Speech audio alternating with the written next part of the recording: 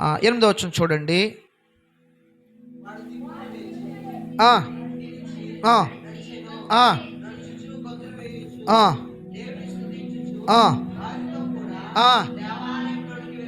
ఆమేన్, ఆమేన్. పేతురు యోహానులతో ఎవరు వెళ్ళారు చెప్పండి? ఎవరు వెళ్ళారు? కుంటువాడు. ఏ కుంటువాడు? ఇంకో విషయాత్రం తెలుసండి, పుట్టిన కానించి ఆ మందిరానికి ఆయనకి పరిచయం ఉంది, కానీ ఏ రోజు కూడా మందిరంలోనికి వెళ్ళలేదు ఈ కుంటోడు. అర్థమైంది అన్నమాట. ఈ కుంటి వ్యక్తి ఆలయం బయటే ఉన్నాడు తప్ప ఎప్పుడూ కూడా ఆలయంలోనికి వెళ్ళలేదు. కానీ ఇప్పుడు పేతురుతో పాటు ఆలయంలోనికి వెళ్ళాడంట. ఆమె హల్లెలూయా, హల్లెలూయా.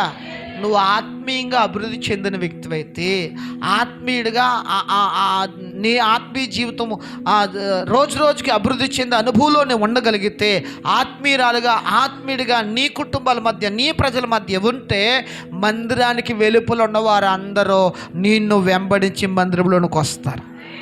ఆమేన్, హల్లెలూయా, హల్లెలూయా. నేను మాట అంటానండి, అసలు ఈరోజు చాలామంది మందిరానికి బయటే ఉంటున్నారు. మా మందిరం నిండిపోతుందని అనుకుంటున్నాం, కానీ మందిరం నిండిపోవటం కాదు, చాలామంది బయట నీ మందిరంలో ఉన్న వారి కంటే ఎక్కువ మంది. మనం ఆలోచన చేయాలి,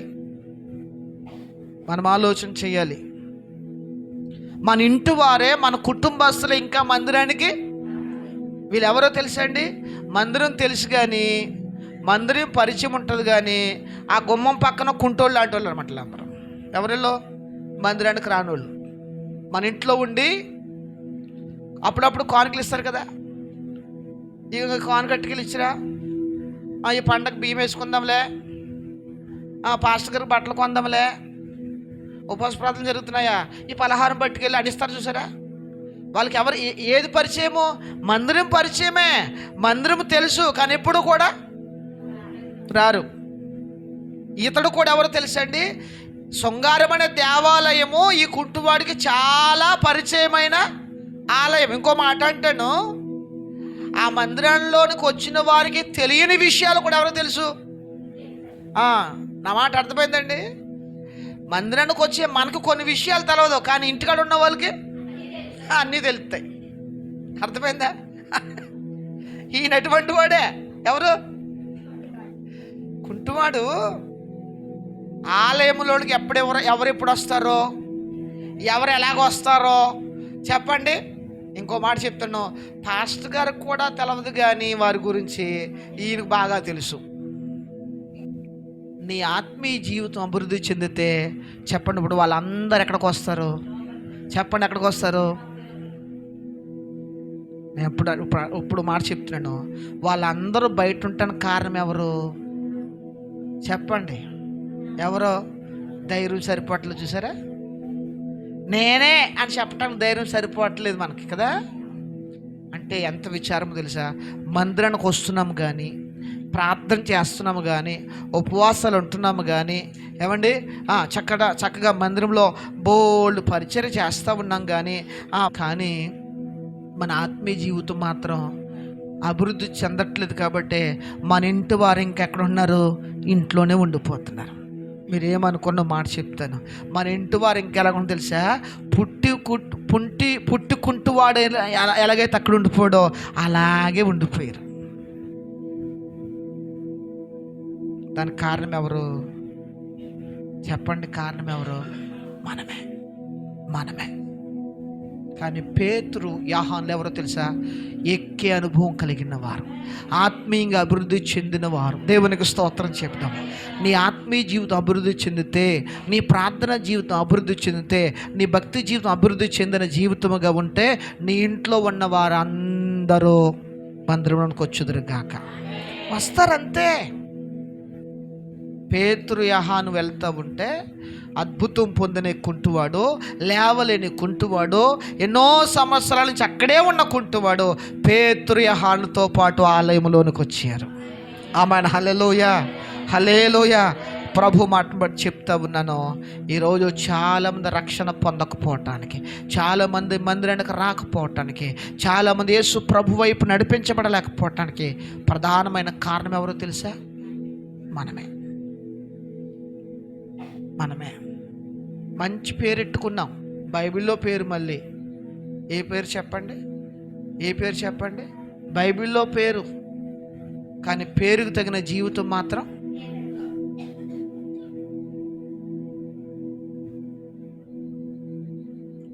గమనించాలి. ఈరోజు మన కుటుంబాలు కానీ, మన గ్రామస్తులు కానీ సంపూర్ణంగా రక్షణ పొందలేకపోవటానికి, మందిరంలోనికి రాలేకపోవటానికి ప్రధానమైన కారణము మనమే. కాబట్టి ఈరోజు వాక్యం వింటున్న ప్రియ సహోదరి సహోదరుడా, నిశ్చయముగా మనము పేతురు యోహానుల వలె ఆత్మీయ అభివృద్ధి చెందిన వారముగా ఉందుముగాక, ఆత్మీయతలు ఎదిగిన వారముగా ఉందుముగాక, ప్రార్థనా జీవితంలో ఎదిగిన వారముగా ఉందుముగాక, భక్తి జీవితంలో ఎదిగిన వారముగా ఉందుముగాక, దేవుని పరలోక సంబంధమైన వాటి విషయంలో అత్యాసక్తి కలిగిన వారముగా ఉందుముగాక. ఆమేన్. హల్లెలూయా. ఇప్పుడు సంఘములోనికి వచ్చిన మనకి ప్రధానమైనది ఏంటి చెప్పండి? ఏ విషయంలో అభివృద్ధి చెందాలంట చెప్పండి? ఏ విషయంలోనూ? నడుము పొడి తగ్గిపోవాలండి, తలకాయ పొడి తగ్గిపోవాలండి, చెప్పండి, అప్పులన్నీ తీరిపోవాలండి, పిల్లకి పెళ్ళి అయిపోవాలండి, బాబుకు ఉద్యోగం రావాలండి. ఇవి కాదు అవసరమైనది, ప్రధానమైనది మందిరంలోనికి వచ్చిన నీవు ఆత్మీయ జీవితంలో అభివృద్ధి చెందాలి, ప్రార్థనా జీవితంలో అభివృద్ధి చెందాలి, భక్తి జీవితంలో అభివృద్ధి చెందాలి, బైబిల్ చదవటములో అభివృద్ధి చెందాలి, పాటలు పాడటములో అభివృద్ధి చెందాలి, ప్రార్థన చేయటములో అభివృద్ధి చెందాలి. దేవునికి స్తోత్రం చెబుదాం. ఆమేన్. హల్లెలూయా. ఆ అభివృద్ధి నీలో కనబడకపోతే, ఆ అభివృద్ధి నీలో లేకపోతే,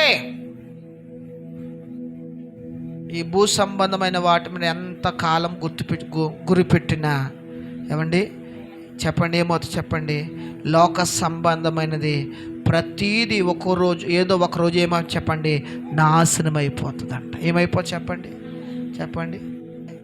మనము భూమి మీద భక్తి చేసినప్పుడు ఏం సంపాదించాలి? ప్రార్థన జీవితము, విశ్వాస జీవితము, భక్తి జీవితము. దేవునికి స్తోత్రం చెబుదాం. ఇంకో గంప చెప్పాను కదా, ఏం గంప? కానుకల గంప అంటే అక్కడ కానుకల గంప మందిరంలో వేయటం మానేసి గంపలు వేసుకున్నామంటే కానుకలు. ఆ కానుకల గంప ఎక్కడి నుంచి వచ్చింది? మందిరంలో వేసిన కానుకలన్నీ నీ గంపలో చేర్చబడ్డాయి. దేవునికి స్తోత్రం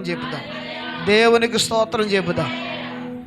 ఈ గంప అలాగ పట్టుకుని వెళ్తే పరలోకమందున్న దేవుడు మెరిషిని చూడగానే బలా నమ్మకమైన విశ్వాసురాలు అని చెప్పండి, నెత్తి మీద బంగారపు కిరీటం పెట్టేయడం అంతే.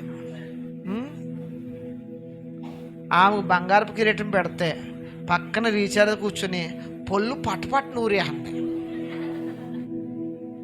ఎప్పుడు నాకు చిన్న మాట కూడా చెప్పలేదు మా అక్క, ఎప్పుడు ప్రార్థన చెయ్యి ఉద్యోగం వస్తుంది, ప్రార్థన చెయ్యి బంగారం కొనుక్కుంటా అని చెప్పింది తప్ప దేవునికి విశ్వాసం ఉంచు, దేవునికి ఇవ్వమని ఎప్పుడు చెప్పలేదు మా అక్క. దేవునికి స్తోత్రం చెప్పుదాం. ఆత్మీయ జీవితంలో దేవుని సన్నిధిలో ఎదుగుతూ ఉంటే, ఆత్మీయంగా బలపరచబడుతూ ఉంటే, ఆత్మీయ జీవితమే నిన్ను పరలోక రాజ్యానికి చేరుస్తుంది. ఆమేన్. హల్లెలూయా. ఇంకో మాట చెప్పి నేను ముగిస్తున్నాను. నువ్వు ఆత్మీయంగా ఎదుగుతూ ఉంటే, ఆత్మీయురాలుగా ఎదుగుతూ ఉంటే భూ సంబంధమైన ఆశీర్వాదాలు కలుగుతాయి. నీ ఆత్మీయ జీవితాన్ని ఎక్కడ తీసుకెళ్తుంది? పరలోక సంబంధమైన ఆశీర్వాదం దగ్గరికి కూడా తీసుకెళ్తాం. దేవునికి స్తోత్రం చెబుదాం. కనుక రాత్రి వాక్యం ఉంటున్న నీవు పేతురు యోహానులు ఆత్మీయ జీవితంలో ఎక్కువ వెళ్ళిపోతూ ఉన్నారు, ఎదుగుతూ ఉన్నారు, అభివృద్ధి చెందుతూ ఉన్నారు. కనుకనే వారి నోటి మాట ద్వారా దేవుడు అద్భుతాలు చేశాడు. ఆమేన్. హల్లెలూయా.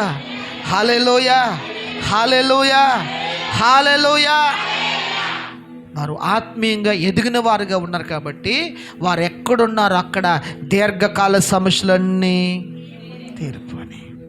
మూడో వారు ఆత్మీయంగా ఎదుగుతూ ఉన్న వారి జీవితాన్ని చూసిన వారందరూ చెప్పండి, వారిని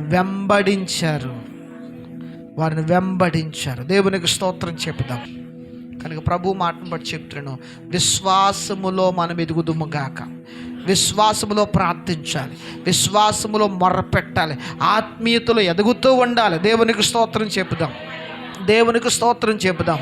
కాబట్టి 2024లో చేసిన భక్తి 2025లో కూడా చేయకూడదు. నా మాట అర్థమైందండి? 2024లో చేసిన భక్తి 25లో కూడా చేయకూడదు. 2025లో మన భక్తి ఇంకా ఏమవ్వాలి? రెట్టింపు అవ్వాలి, అత్యధికంగా ఉండాలి. దేవునికి స్తోత్రం చెప్పుదాం. విచారం ఏంటి తెలుసండి? ఇంకా నయము, పోయిన సంవత్సరమే బాగా వచ్చాం మందిరానికి, ఈ సంవత్సరమే అన్ని ఆబ్సెంట్లు మనకి. పోయిన సంవత్సరం చాలా ఉపవాసాలు ఉన్నా, కానీ ఈ సంవత్సరంలో వాస్తవంగా పోయిన సంవత్సరం కంటే ఈ సంవత్సరం ఎక్కువ ఉపవాసం ఉండాలి, పోయిన సంవత్సరం కంటే ఎక్కువ ప్రార్థన చేయాలి, పోయిన సంవత్సరం కంటే ఎక్కువ పరిచర్య చేయాలి, పోయిన సంవత్సరం కంటే ఎక్కువ దేవునికి ఇవ్వాలి, పోయిన సంవత్సరం కంటే ఎక్కువ బైబిల్ చదవాలి. కానీ ఇప్పుడు మన జీవితాలు ఎవరో తెలుసండి? అంతకంతకే పోయిన సంవత్సరంలో ఓ మాట చెప్తాను. ఇక్కడ కొంతమంది ఉన్నారు, ఒక 4-5 సంవత్సరాల క్రితం వెళ్తే బైబిల్లో 2-3 సార్లు చదివేశారు సంవత్సరానికి. కానీ ఇప్పుడు సంవత్సరానికి ఒకసారి హాయ్ బాబు అవ్వట్లేదండి బాబు. ఇదే ఏమండి, మనం చదవం కదా ఈ బైబిల్ అంటే ఏసు రక్తం చేయి. అది అంటే మన ఆత్మీయ జీవితం పెరిగిందా తరిగిందా? అది ఇప్పుడు క్రైస్తవునికి ఆత్మీయ జీవితం అంతకంతకు ఏమవుతుంది చెప్పండి? ఒకసారి నీవు ఆలోచన చేయి, నీ ఆత్మీయ జీవితాన్ని ఒకసారి నువ్వు పరిశీలన చేయి. గత సంవత్సరంలో ఎలాగ ప్రార్థించే వ్యక్తివి, ఈ సంవత్సరంలో నువ్వు ఎలాగున్నావు? గత సంవత్సరంలో దేవుడు అంటే అంత బాగా ప్రేమించే వ్యక్తివి, ఈ సంవత్సరం ఎంత బాగా ప్రేమిస్తావు? గత సంవత్సరంలో దేవుని కొరకు ఎంత ప్రయాసపడ్డావు, ఈ సంవత్సరంలో దేవునికి మహిమ కలుగును గాక. పేతురు యోహానులు ఆత్మీయ జీవితంలో ఎదుగుతున్నారు కాబట్టి వారి జీవితాలు అద్భుతాలు జరిగినాయి, వారి ద్వారా అద్భుతాలు చేశాడు దేవుడు. దేవునికి మహిమ కలుగును గాక, దేవునికి మహిమ కలుగును గాక. కనుక రాత్రి దేవుని వాక్యం ఉంటున్న మనము పరలోక సంబంధమైన వాటి మీద దృష్టి పెడదుము గాక, ఆత్మ సంబంధమైన వాటి మీద దృష్టి పెడదుము గాక, పరలోక సంబంధమైన వాటిని వెదుగు వారముగా ఉందుము గాక. అలాగ నువ్వు వెదికే అనుభవం ఉంటే నీ ఆత్మీయ జీవితం ఏమవుతుంది? రోజు రోజుకి అభివృద్ధి చెందుతుంది. నువ్వు ఆత్మీయంగా ఎదుగుతున్నావా? ఎప్పుడు ఆత్మీయంగా బలపరచబడుతున్నావో నీ జీవితంలో కార్యాలు కూడా అలాగే నూతన కార్యాలు జరుగుతూ ఉంటాయి. ఆమెను చెప్పలేదు. నువ్వు ఆత్మీయంగా ఎదుగుతూ ఉండే కొలది అద్భుతాలు జరుగుతూనే ఉంటాయి. దేవునికి స్తోత్రం చెబుదాం, దేవునికి స్తోత్రం చెబుదాం. ఆమేన్, హల్లెలూయా. కాబట్టి దేవుని కొరకు తీర్మానం చేసుకుందాం. 2024 వలె ఉండొద్దు.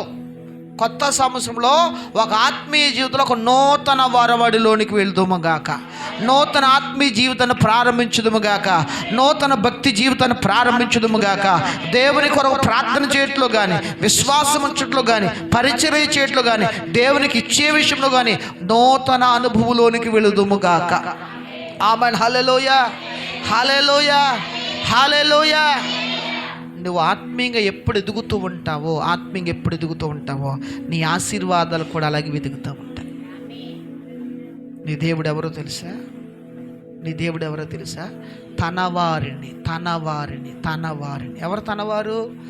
విశ్వాసం ఉంచిన వారు, ప్రార్థించిన వారు, ఆయన వెంబడించిన వారు తనవారు. దేవునికి స్తోత్రం చెబుదాం. దితోపదేశకారణం కదా, మీరు నా వారే కనుక నేను మిమ్మల్ని తలగా చేస్తాను. ఏమని చెప్పండి? తలగా చేస్తాను, అప్పిచ్చేవారిగా చేస్తాను. ఆమేన్, హల్లెలూయా.